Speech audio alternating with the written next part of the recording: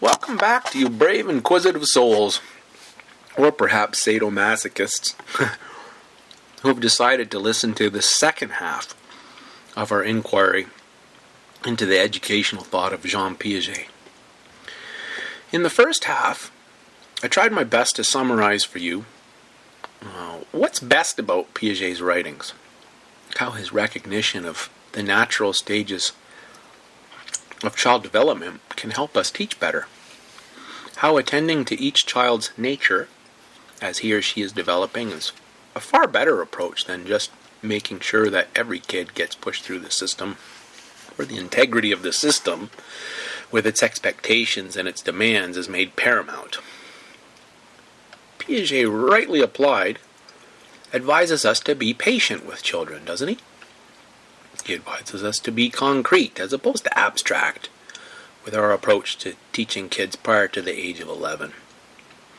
And lots of active learning and hands-on manipulation in order to learn and to develop and to develop. Abstract reasoning, says Piaget, tends to arise and develop later, in the preteen or teenage years. Moreover, Piaget advises us not to condemn childish conceptions of the world at this or that stage in their growth, but rather to take up our task as teachers to provide each child with new experiences that perplex, challenge, and perturb. Certainly, there are many positive things about Piaget's contributions to education. However, in what follows, during the second half of our investigation, I'd like now to consider more carefully and critically some of the less savory, highly problematic contentions and confusions harbored by Piaget specifically, but also that underlie constructivism generally. So are you ready? Here goes nothing. Let's begin then where we left off last lecture in our discussion of what are called in the biz coherence versus correspondence theories. Just to recap, nowadays, if you want to get through your B.Ed successfully and win scholarships and acclaim, you'll very much be pressured to drink the Kool-Aid, as it were, about how coherence theories are so great and correspondence theories are so bad, and how if you ever hope to be a good teacher, you'll need to adopt the constructivist coherence theory point of view. As you can tell by the way I'm phrasing all this, I have real problems with these pressures. Let me tell you why, and then you can make up your own mind. Now, on the surface of it, doesn't the idea of constructivism make a hell of a lot of sense? You, the kids, everyone kind of puts things together, don't we? We come to understand the world through putting stuff together, through taking the scraps of our experience and the questions they provoke seriously and trying to figure out what it all means. We mostly end up fudging things as we go along because, like Bilbo Baggins, each one of us is only quite a little fellow in a wide world after all. We have to fudge it, really, because we only have a partial sight of what is. And until we see more and understand more, whatever we build up or construct as being a viable image of what is will just have to stand. We can update our understanding as we learn more. No big deal, right? That's how we roll. That makes good common sense. So in as much as that's what you think constructivism is, then it's pretty reasonable. On the surface, who wouldn't assent to constructivism, eh? But ladies and gentlemen, there's much more afoot in constructivism than this basic common sense image I've just given you.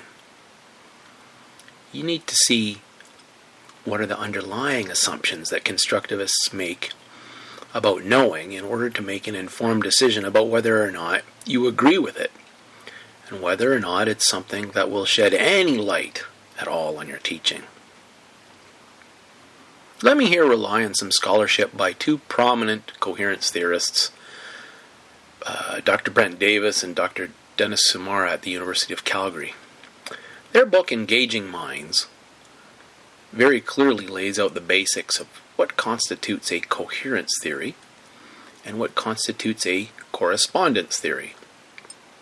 And Piagetian constructivism, as we saw last lecture, is a kind of coherence theory. Now, according to Davis and Sumara, correspondence theories assume that, quote, the measure of learning is the fidelity of the match or correspondence between subjective internal models and objective external reality, unquote. In other words, what is true in our thinking is true only if it corresponds to reality, to what is. And yes, we can know what is. Our minds can attain to such a knowledge of reality. We discover it, we root it out. We find out about it through inquiry and by means of recollection, or what Plato calls anamnesis. We're by no means cut off from truth or from the correspondence of our mind with reality, nor are we cut off from each other, or from knowing the entirety of the cosmic order for that matter. There remains a deep intimacy between knower and what is known, just in the same way as there is intimacy between a lover and his or her beloved. Through the love of what is, the knower comes into direct contact with what is. He or she comes to know what is. Indeed, that loving union between knower and what is known is the source for all human understanding. The ancient Latin word for such understanding is intellectus. And the loving gaze, whereby this union of the lover with his or her beloved is achieved, is called in Greek theoria. What I have just said about knowing as intimacy and as loving, in a broad way, characterizes ancient and medieval perspectives on education, ladies and gentlemen. It is this understanding that must be rejected by you if you are to become a constructivist or a coherence theorist. Excuse me. Okay. So much for correspondence theories on the boo side. But what about coherence theories then? Well, as Davis and Sumara write, coherence theories, quote, begin by rejecting the assumption that there are radical divisions between bodies and minds, selves and others, individuals and collectives, knowers and knowledge, and humans and non-humans, unquote. Now, this is a strangely stark and polemical contrast that the authors evoke in their attack on so-called correspondence theories, folks. From what I just said to you a minute ago about the intimacy of knowing in so-called correspondence theories, you can see how untrue their contrast is. And besides that, as far as I know, ancient medieval thinkers that these authors lambast are very careful to avoid such radical divisions. So I'm really not sure what the point of their innuendo is here, or what brush they're using for their tar. If nothing else, their accusation only demonstrates their failure to understand 2,000 years of education philosophy, as well as their penchant as moderns to laud only what is modern. But let's continue, because their book is, despite its grave faults, an excellent self-confession of what is a coherence theorist and what is a constructivist. With regard to their notion of truth as the internal consistency of a system as opposed to the correspondence of a claim with reality, the authors write, quote, for a system to be viable, its parts must be compatible with one another. And it really doesn't matter if they match, reflect, represent, model, or otherwise correspond to a realm beyond the system, unquote. A realm beyond the system? Well, what other realm is there? Sheesh. That realm they speak of? Why is that a realm? It's not some imagined cooked up Dungeons and Dragons scenario, man. It's reality. It's where we have to look to judge the truth of our concepts, and not just as if we're so-called correspondence theorists, right? If we're at all sane or concerned to know what is, that's where we must look, isn't it?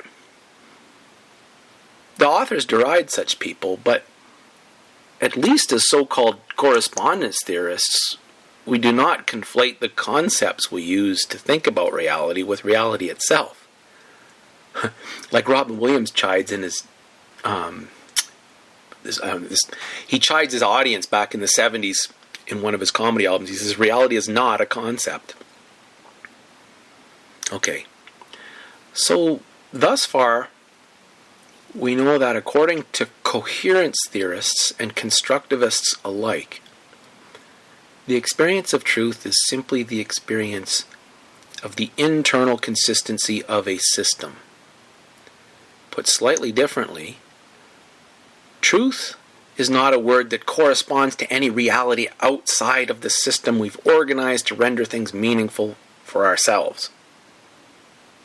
Indeed, life, the universe, and everything, as Douglas Adams says, are not in themselves meaningful. Any meaning in things is put there by us. We construct it.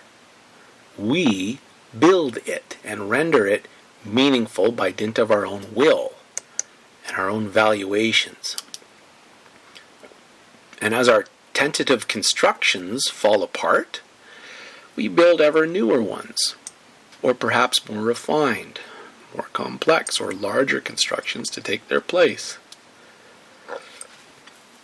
These are our systems of meaning, and the matter of their truth is wholly an affair of internal consistency. Indeed, the internal consistency of a system is the sole criterion for truth, when truth is cut off from the necessity to correspond with reality. Truth becomes self-referentiality, an internal consistency for the constructivist. And our desire for truth, therefore, is nothing more than this. Although experientially for you and I, or for anyone who really gives a damn about truth, it most certainly is so much more than internal consistency. Okay, so let's suppose for a moment that this way of defining what is truth doesn't bother you, and that you find nothing fishy about the claim that when we speak of truth, we can't really be speaking about reality. After all, modern thinkers from Locke to Cant and beyond all say that we can't actually know reality. We can't know the essence of things. We can't know of their substance or being. In Kant's words, we cannot know the Dingen sich, the thing itself. We're forever in exile from our beloveds as knowers and lovers. And so we must resign ourselves to knowing only as a kind of language game that flits about in the realm of the phenomenal or the apparent. Truth, inasmuch as that word has any content at all, is simply the experience of internal consistencies and systems of meaning constructed by human beings. This, in a nutshell, is the view that underlies all so-called modern philosophy and postmodern claptrap, including education theory. Now, some folks dig this conception of truth, ladies and gentlemen. They're content with it because all they hear when a person tries to actually speak of something more than modern exile or sterility and impotence for truth is some kind of fanaticism. Or maybe someone making a power play over others and attempting to impose their will on them as the truth. All they can hear when folks speak of truth as something actually to do with or corresponding to reality is intolerance and absolutism. You yourself have likely run into people who claim, "I have the truth," and by extension, you must submit to it.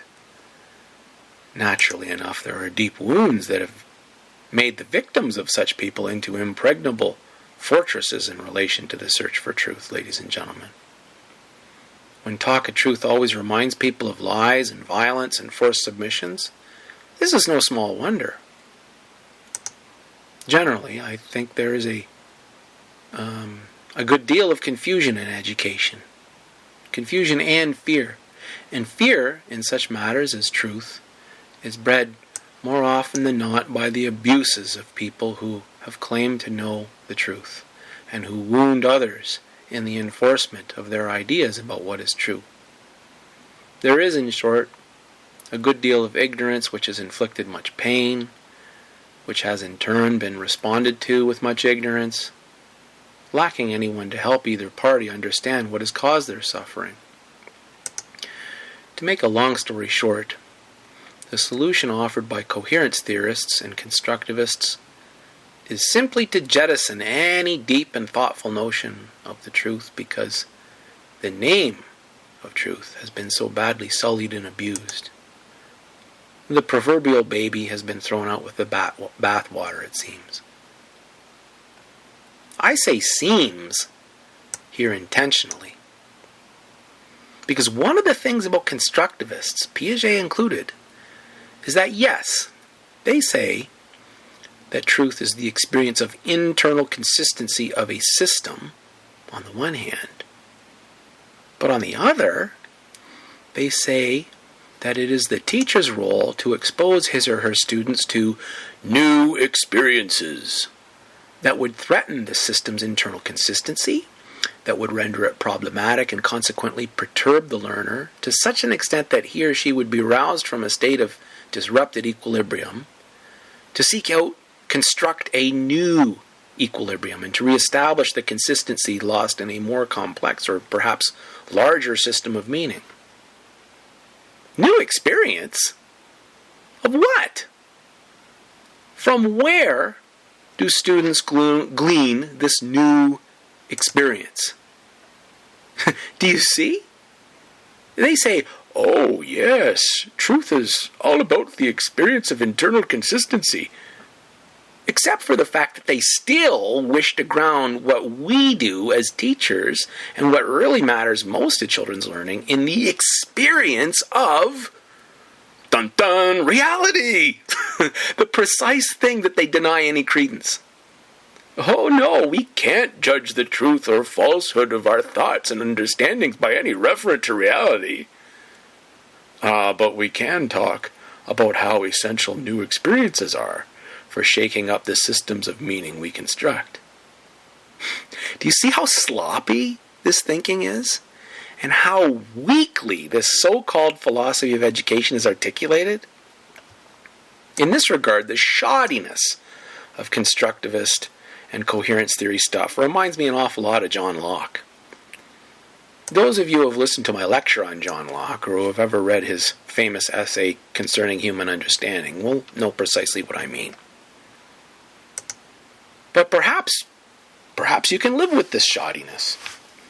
Lots of academics do. Perhaps, even despite the failure of constructivism and coherence theory to stand up to even the most basic philosophic analysis and questioning, you still are more comfortable with it because, after all, isn't coherence theory and constructivism less full of itself? Isn't it less hubristic? Like, what audacity, what gall to suppose that you or I can know the truth, and therefore that once a truth is known, all others must fall in line with it in some absolutist goose step, right? Better fudge things and half live our pursuit of truth as constructivists than swallow someone else's lie dressed up as a truth, no? Well, I'd agree with that. If it were indeed the case that constructivism and coherence theory was, in fact, the embodiment of modesty in regards to its claims to truth. I, like you, am suspicious of anyone who claims to know the truth in an absolutist way. And philosophers, you'll recall from my other lectures, make no such claims to wisdom or truth, ladies and gentlemen. True philosophers do not. No legit philosopher claims to be wise. The philosopher is rather a lover of wisdom. He or she searches it out, always desiring and wanting wisdom, and therefore, in some sense, always not having it or possessing it. For if such a one, well, they wouldn't seek it out if they already had it, right? But what of this claim to modesty in constructivism and coherence theory? That is, what of this claim that truth is not truth by virtue of its correspondence with reality of what is, but is rather restricted to meaning, the experience of the internal consistency of a constructed system of meaning? Right? What about that? That seems much more modest and reserved, right? Wrong. Here's why. Think of two things. Any two things. Now, what enables you to distinguish them? If truth is simply a matter of internal consistency, is that those two things are part of a system. They are part of a bigger whole, in which each of them have their own place, where there is coherence, where this is this, and that is that. Coherence theorists like to speak of this as the nestedness of knowing. That is, the two things are understood distinctly by being nested within a third thing, a larger system that accounts for each of them. This is how you know one thing from another, when truth is a matter of internal coherence. But then, given this logic, in order to know the third, larger thing, this system in which the first two elements, 1 and 2, are merely components, one would need to know that system as nested internally within a fourth, right? A fourth larger system in which the third, and therefore also the second and the first, could resonate as internally ordered particulars. But then, to know this fourth system, where all truth is a matter of internal consistency, it would need to be known as having its place internally within a fifth system. Of course, this nesting process infinitely regresses, doesn't it? Like Stephen Hawking says at the very beginning of his book, A Brief History of Time, it's turtles all the way down, such that there's no possibility to know anything. That, ladies and gentlemen, is a sure indication that we've taken on a very silly idea as though it were a great insight. And from this conundrum, we can now see the enormous godlike hubris that underlies all constructivism and coherence theory. Namely, these interpretations of education rest upon the absurd presumption that in order to know one thing, we must know everything. Do you see? The allure of constructivism is that it pretends to be modest and reasonable in its claims about truth. That it attempts to proceed by bracketing out all claims about the truth as the correspondence of our thoughts with reality. But when we examine it carefully, we see that the constructivist alternative is actually the very definition of overweening pride, ladies and gentlemen. For in order to know one thing, if truth is solely a matter of internal consistency, then you have to know everything. Put simply, how are you going to know if anything within a system coheres with the rest of the system without knowing the entire system? And how are you going to know that system unless it's part of a larger system in which its truth might presumably be known through its internal coherence within that system? And so on, and so on, and so on. Turtles all the way down.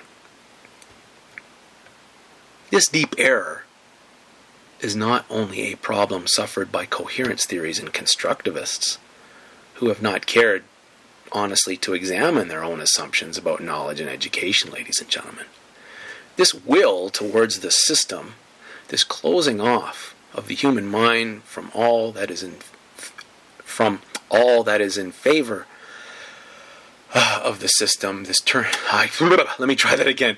turning away from what is real towards a trust in only what we have made, what we have fabricated, organized, mastered, or created.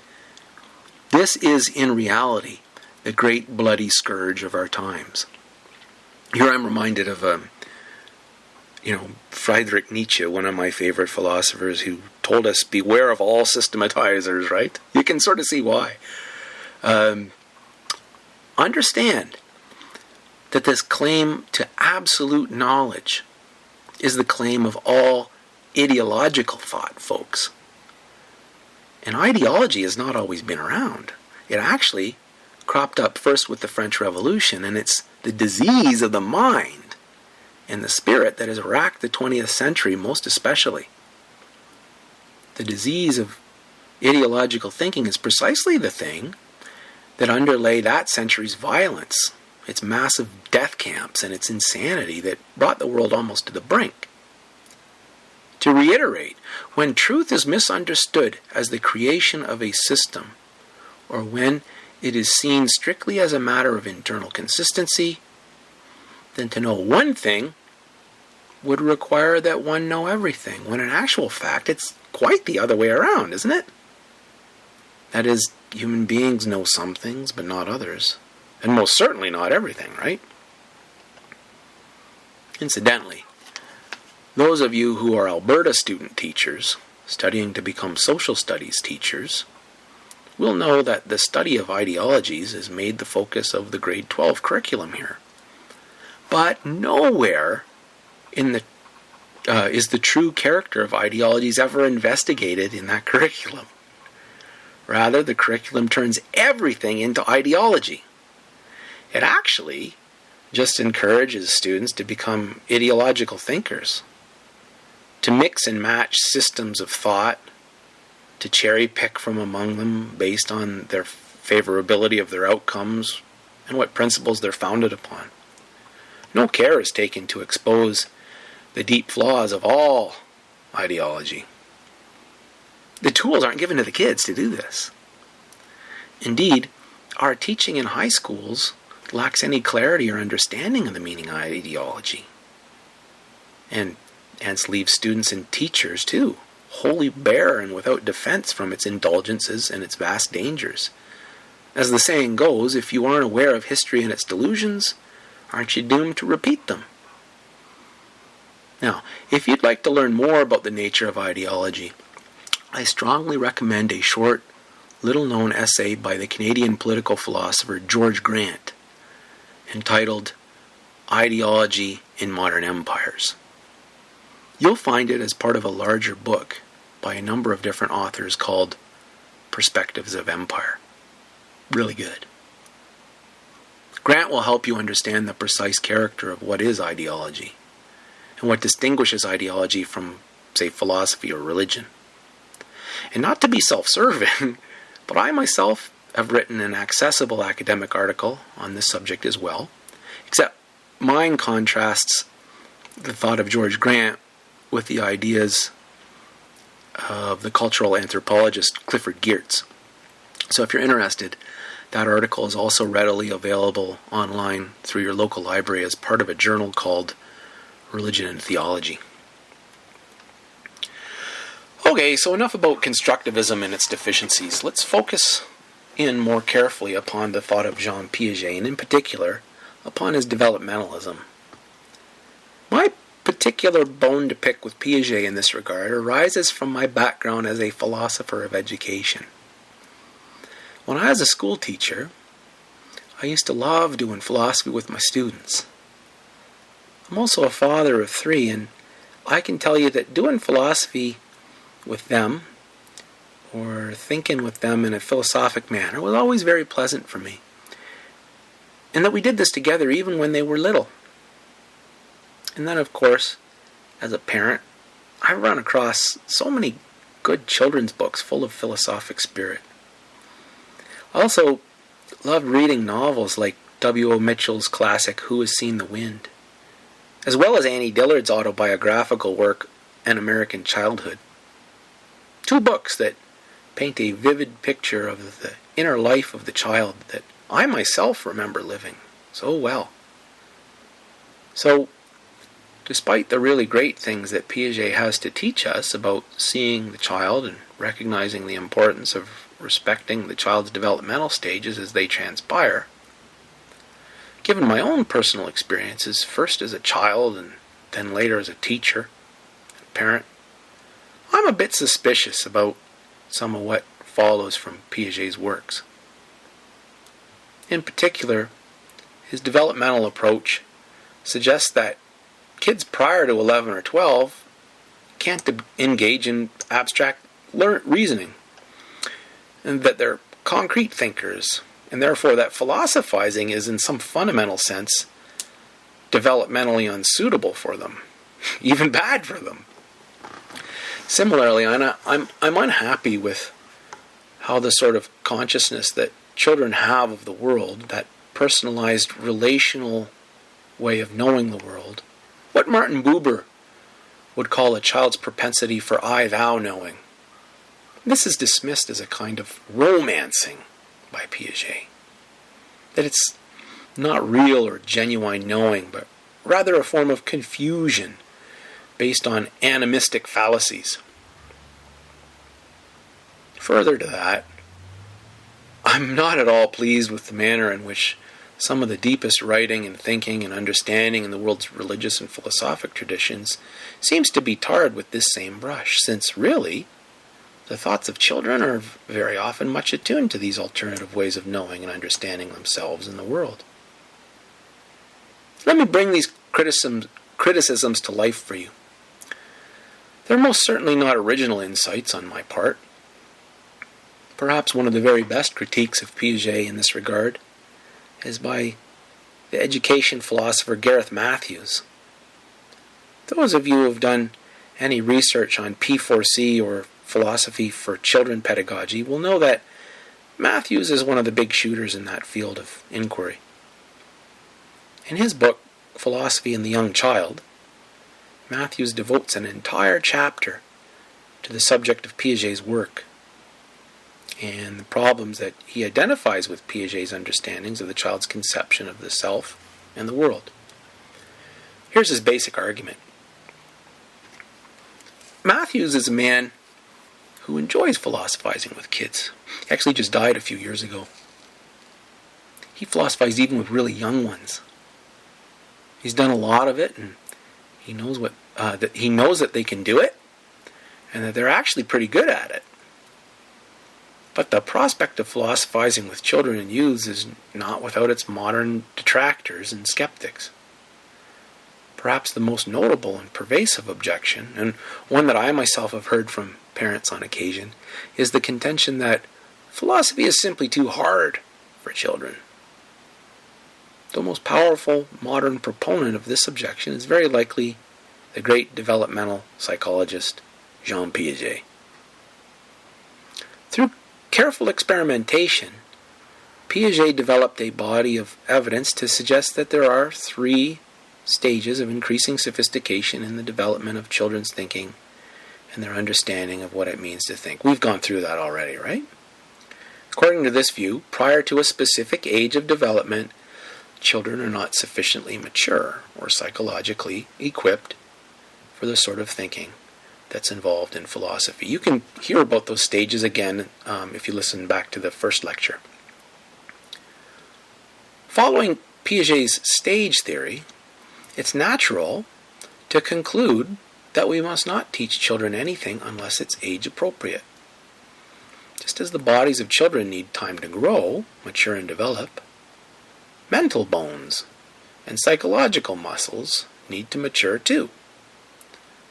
If philosophy is a cognitively mature activity, then to encourage children to do philosophy would be as pointless, perhaps even as damaging to the child as trying to get newborn infants to walk.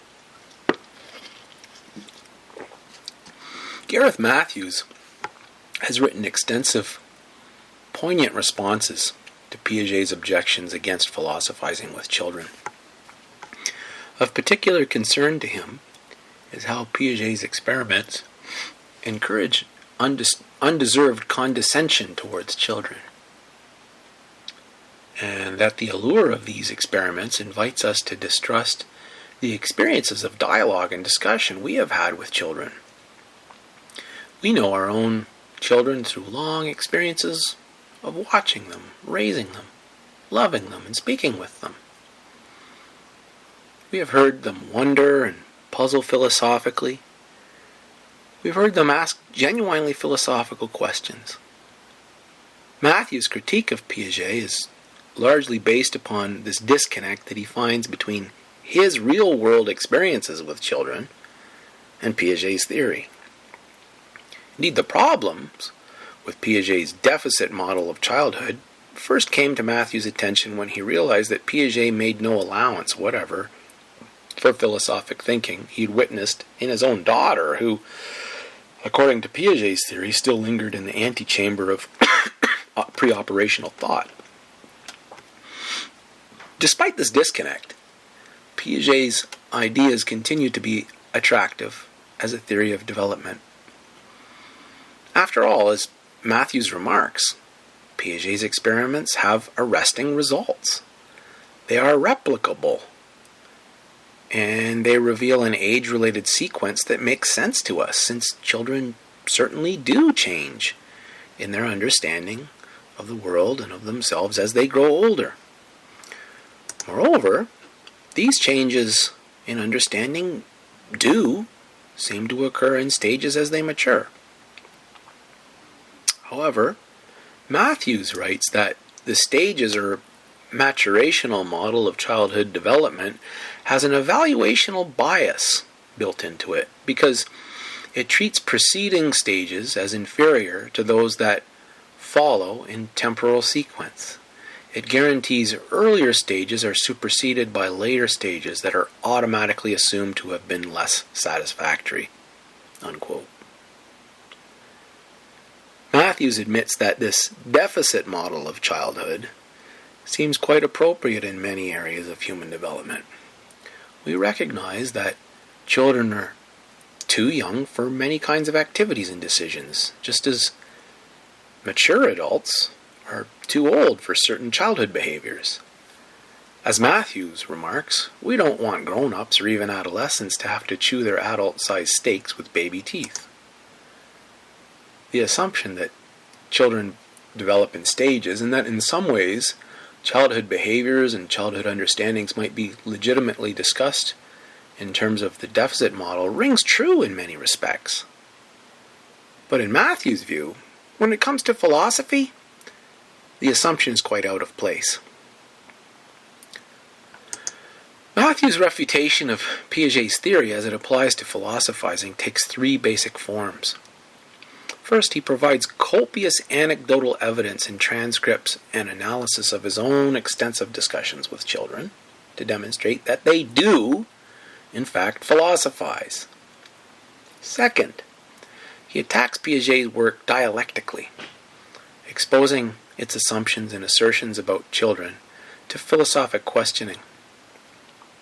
His analysis of the conclusions Piaget derives from his clay ball experiment, for instance, is particularly entertaining, for not only does it demonstrate how children are able to recapitulate on their own the classical atomism and metaphysical speculations of, say, Democritus or Leucippus in the 5th century BCE, Matthews' analysis also clearly isolates Piaget's own assumptions about what constitutes knowledge and understanding on the part of his child participants, only to demonstrate that these assumptions are not knowledge at all, but rather Piaget's own false presuppositions about the world.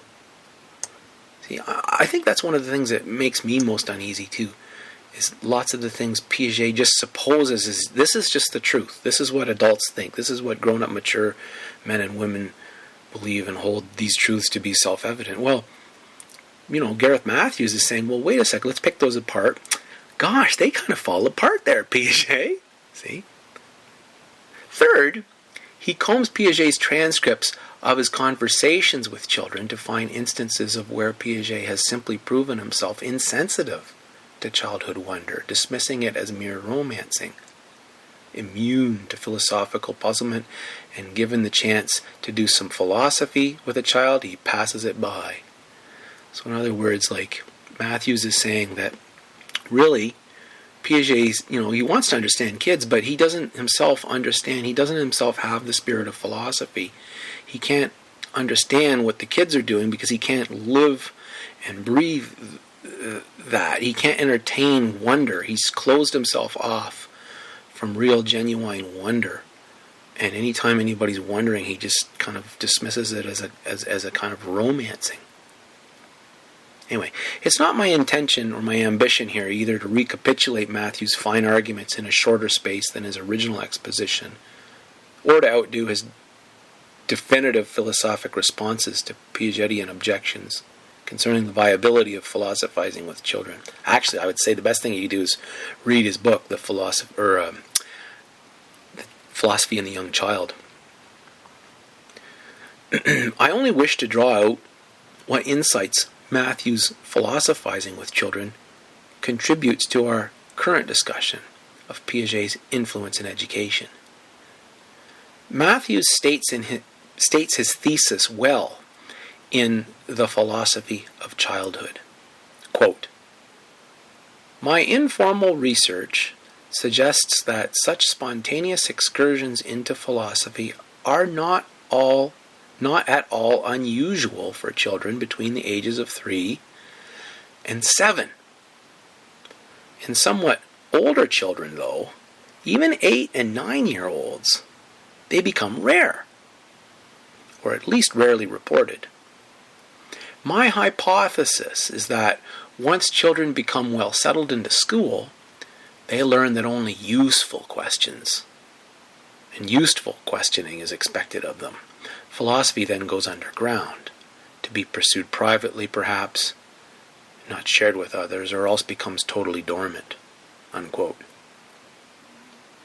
In Matthew's experience, children of 5, 6, or perhaps 7 years are much more likely to ask philosophical questions and make philosophical comments than children of 12 or 14 years.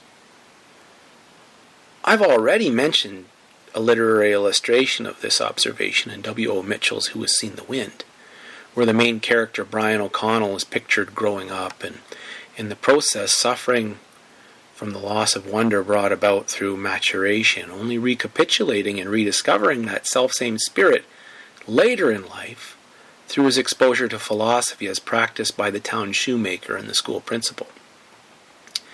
Similar observations about the end of childhood wonder and the refusal of both grown-ups and school systems to provide room for leisure in which one might do nothing are voiced by Christopher Robin at the end of A. A. Milne's classic The House at Pooh Corner. Let me read a bit from that book for you now. Then, suddenly, Christopher Robin, who was still looking at the world with his chin in his hands, called out, "Pooh?"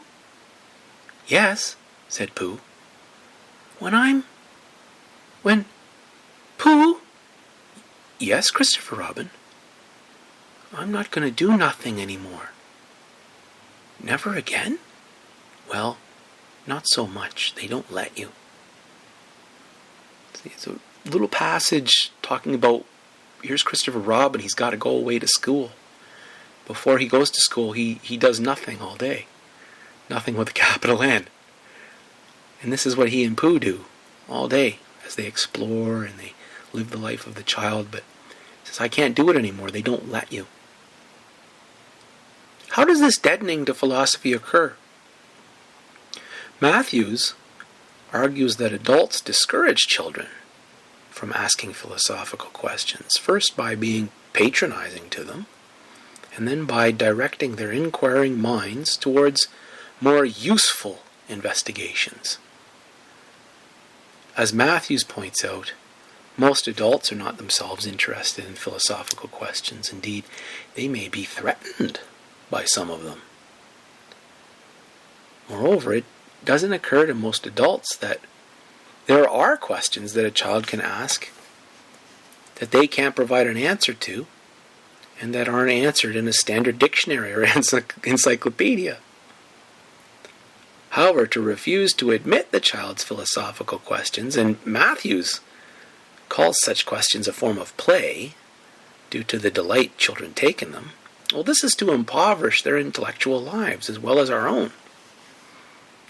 In several places, Matthews explicitly links childhood to adulthood through philosophy, which he refers to as the adult attempt to deal with genuinely baffling questions of childhood.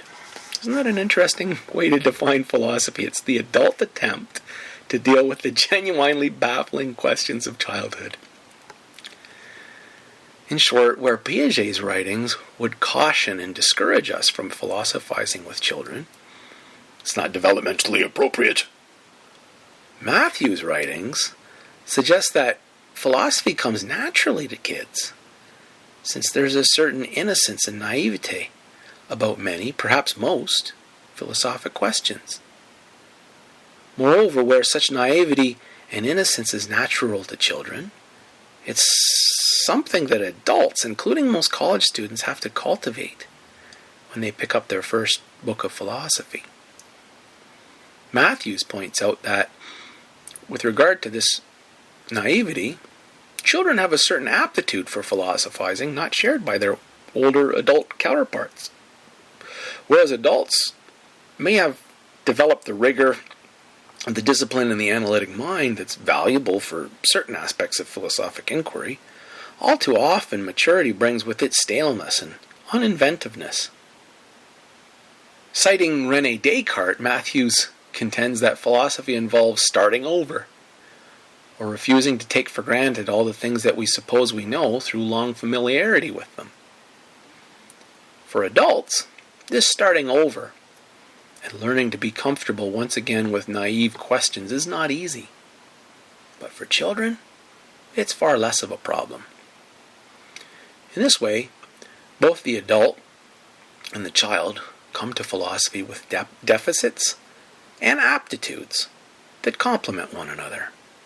Quote, "The combination of assets and liabilities that an adult brings to a philosophical encounter with a child makes for a very special relationship.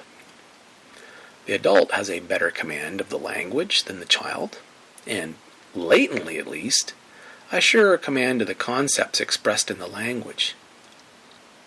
It's the child, however, who has fresh eyes and ears for perplexity and incongruity. Children also have, typically, a degree of candor and spontaneity that is hard for the adult to match. Because each party has something important to contribute, the inquiry can easily become a genuinely joint venture, something otherwise quite rare in encounters between adults and children." Unquote.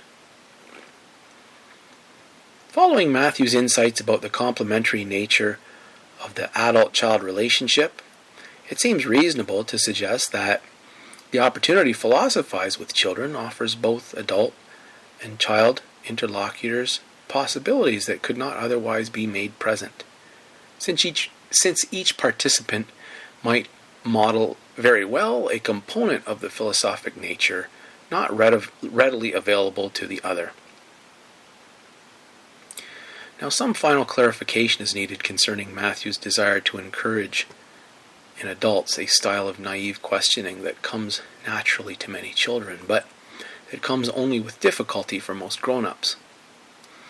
While it's true that there is something characteristically naive about philosophy, it's a profound naivety, not a cognitively immature sort. Matthews writes, quote, "An adolescent or adult who writes poetry or does philosophy has to cultivate innocence to be able to puzzle and muse over the simplest ways we have of saying and seeing things. Cultivated innocence has many advantages over its natural counterpart. One is that it is not so easily thrown off balance by pretentious learning.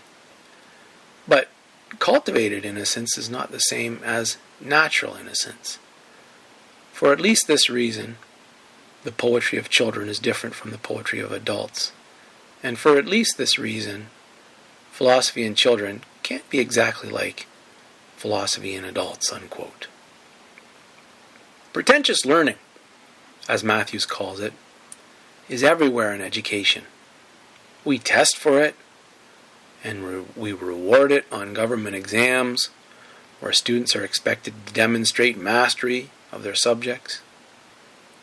It underlies the lack of openness among many teenagers at the high school level who appear to be immune to learning anything new because they already claim to know everything that's important to them.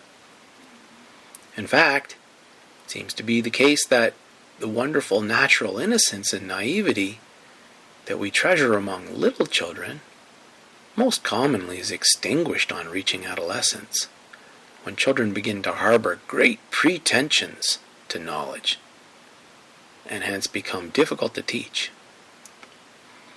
Whereas young children experience wonder as a delight, for older students, wonder often brings with it alarm and anxiety, since it compels them to face the uncertainty of their own presumptions to knowledge. Moreover, they know that if their ignorance is exposed to scrutiny, or even if their awareness of their ignorance, they'll not be lauded, praised, or rewarded by our education system. Rather, they're certain to incur a harsh punishment in the form of very bad grades. If students could be protected from such threats of punishment, at least for a portion of the day, Matthew's exhortation to cultivated innocence might offer a remedy for such pretense to knowledge. As Plato has the stranger remark in his dialogue, The Sophist, it's this pretense to know what one doesn't know that is the great source of all the errors of the intellect. Such pretense is the greatest impediment to education. Cultivated innocence, as Matthews envisions it, is the true nature of education, inasmuch as the genuine education is the means whereby one is rid of pretensions to know what one does not know. Adopting the term from Robert Spaman, Matthews conceives of philosophy in school as a kind of institutionalized naivety. Quote, "To institutionalize naivety is presumably to provide an institutional setting in which people will be encouraged to ask questions so basic that grappling with them seems to all of us some of the time, and some of us all of the time, quite naive." Unquote. See, I think Piaget would call it a whole bunch of romanticizing, right? The concept of institutionalized naivety speaks to the deep questions we have asked throughout this ongoing lecture series concerning the sort of environment or atmosphere that would best cultivate the pursuit of wisdom in schools. I have thus far suggested that such an atmosphere must be one of leisure or schole, in the ancient sense of the word. Matthew's work with children suggests that such an atmosphere must foster profoundly naive questioning. That is, students must feel both safe to ask such questions and invited to pursue answers to such questions. Arguably, the ordinary classroom, with its demands for assessment and accountability and its onus on the achievement of outcomes and goals, makes such naive questions besides the point. Such an environment discourages philosophy and is not a safe place for philosophizing. As Matthews writes, it either pushes philosophy underground or it renders philosophizing dormant altogether. Okay, so now that we've taken that little excursion with Gareth Matthews, you can see a bit about why he's unhappy with Piaget. For all the good work that Piaget has done in helping us to see the children we're teaching, and for all the insight that Piaget offers us concerning how we ought to approach teaching our students developmentally, nonetheless, Gareth Matthews points out that Piaget has really failed to see the true nature of children, and in particular their propensity for philosophizing. Now, throughout various of the lectures in this series, I have time and time again referenced Martin Buber's concepts of I-thou and I-it as two different ways of seeing. Human beings must be able to do both. Just to recap, I-thou seeing is relational. When we take up an I-thou relationship with the world, we treat whatever we see as a person. We come to know each other as persons through love. So, for instance, you are walking out in the woods, in the deep woods one day, and you stumble across a mighty oak in the quiet of the day, right? And you look at the tree, seeing its trunk so wide in girth that not two or three of you even could join hands to complete a circle around it. There's great clumps of moss growing on the tree, and its mighty roots lay partially exposed on the surface, but then they plunge down mysteriously into the earth, and the oak rises from where you stand high into the air. Great branches filled with leaves that sparkle and shine with golden green sunlight from above, and they sway and whisper in the wind. You feel something overpowering from this tree, right? Kids do this really well. All the time, in fact, ladies and gentlemen. Adults? Not so much. Next, take I-it experience into consideration. Just as we enter into an I-thou relation, whenever we see another as a person, so too do we encounter the world and each other as it when we treat things as objects. When we stand over against them as subjects.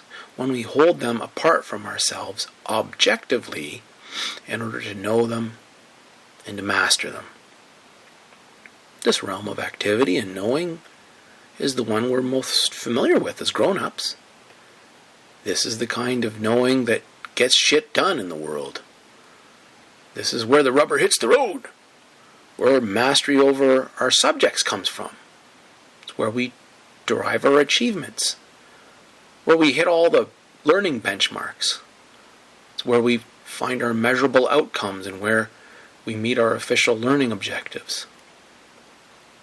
Here are your standardized tests, too. So now, think back to the tree. You own a lumber yard. You stumble across that same tree. You see it, but you don't see it as thou. No. That tree is an it. That tree is money. You see it and you think to yourself, hoo-wee, look at that there big tree. Man, I could make me a bundle off of that there tree. Cut that tree down. Think of the board feet I could get out of that tree. Where's my chainsaw? We need to be able to engage both aspects of knowing, ladies and gentlemen. Buber wants to say that a lot of our modern day problems and confusions arise because we've forgotten all about the I-thou stance. We no longer value it or respect it. It seems all mumbo-jumbo and airy-fairy. It doesn't get shit done either. Might even stop shit from getting done if you think about it. It'd be pretty hard to clear-cut a forest or bulldoze the Amazon or continue polluting the world because the economy matters more if folks in charge had some kind of deep abiding respect for the I-thou character of existence, right? Both ways of seeing are real. Both are legitimate. And the problem with Piaget, I think, is that he thinks that only the I-it brand is legitimate. Or rather, kids do the I-thou stuff, but that's all romancing, introjecting, projecting, animistic confusion. It's okay for kids to be that way. In fact, it's developmentally appropriate for them. But it's our job as teachers to provide them with new experiences that will lead them into perplexity, that will entice them developmentally away from such relational ways of knowing, which again is a kind of moonshine and towards a mature I-it sense of the world as an object. This is the general character of Piaget's writings, I think. Okay, ladies and gentlemen, there's much more I could say about Piaget and some of the difficulties inherent in his educational viewpoint, but perhaps I should leave you time and space to think about his writings more on your own. Come up with your own questions and concerns, right? Perhaps uncover more of his insights as well as more of his flaws in his works. Let's discuss them in class next time we meet. Thanks for listening.